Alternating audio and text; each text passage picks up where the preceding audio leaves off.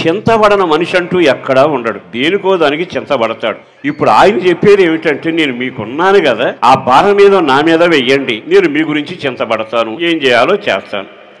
మనమేం చేస్తాం తెలుసా? నువ్వెందుకు లేనైనా మా గురించి చింతబట్టం అని మన చింత మన నెత్తిన వేసుకొని మన పిల్లల గురించో పెద్దల గురించో ఆరోగ్యం గురికో ఏదైనా సరే దాని గురించి చింతిస్తూ నిద్రాహారాలు మానేసి అస్థి పంజరులాగా తయారవుతూ ఉంటాం. కానీ దేవుడు చాలా తేడాగా చెప్పే మాట ఏమిటంటే, నేను మీ గురించి చింతిస్తాను, మీరు భయపడవాకండి. సాతాను చేసే పని ఏమిటో తెలుసా? దేవుడు నమ్ము అంటుంది, కానీ భారం నువ్వేమయ్యి అంటుంది. దేవుడు నేనున్నాను అన్నా నీకెందుకులే అన్నట్టుగా మనిషి ఇంకా ఇంకా చింతపడుతూనే చింతిస్తూనే ఉంటాడు. ఆ రోజున అరణ్యంలో ఏమీ లేవు. ఓ పక్కన చూస్తే జనం ఎక్కువగా ఉన్నారు, కొని తేవడానిక అనువైన సమయం కాదు. కానీ వెంటనే యేసు ప్రభు మీ దగ్గర ఏముందో తీసుకురమ్మంటే ఓ చిన్న పిల్లవాని దగ్గర ఉన్న రొట్టెలు తీసుకొచ్చి అప్పగించారు. వెంటనే ఆయన ఏం చేశాడో తెలుసా? నెమ్మదిగా వాటిని పట్టుకుని కన్నులు పైకెత్తి దేవునికి స్తుతులు చెల్లించి విరచి వడ్డలు చేయమనగానే వడ్డం చేశారు. అందరూ తృప్తిగా తిన్నారట, 5,000 మంది పైగా. తర్వాత ఇంకా 12 గంపలు మిగిలిను అని రాయబడి. అంటే నీకు నీవుగా ఈ 3,000 మందో 5,000 మంది కొని అన్నం పెట్టలేను, నా ఆహారం లేదు, నువ్వు చింతపడి ఏం చేయలేవు. కానీ నీ సమస్య ఆయన మీద పెడితే తప్పనిసరిగా దానికి పరిష్కారం చేసి నీకు మిగిలేటట్టు చేస్తాడు. ఒత్తిడి కానీ తొందర కానీ లేకుండా నీ ప్రాణాన్ని నిమ్మడం పరుస్తాడు.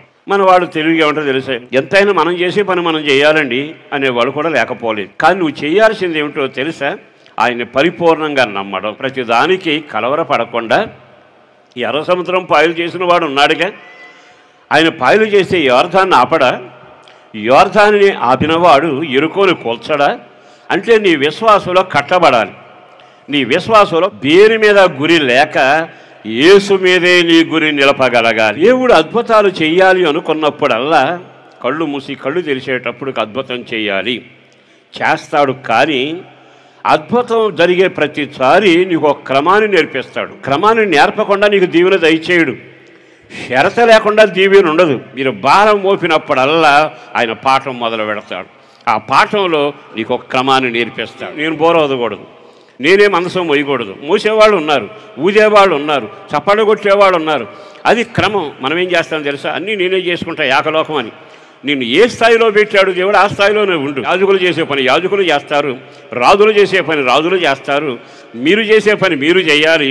ఈ క్రమం సంఘంలో ఉంటే, జీవిత బలిపీఠం దగ్గర ఉంటే వారి మీద దేవుడు అపారమైన ప్రేమను కుమ్మరించి చింతిస్తున్న నీ చింత ఆయన బోధాన్ని వేసుకొని నీకన్నీ మేలైన కార్యాలే జరిగించునగాక.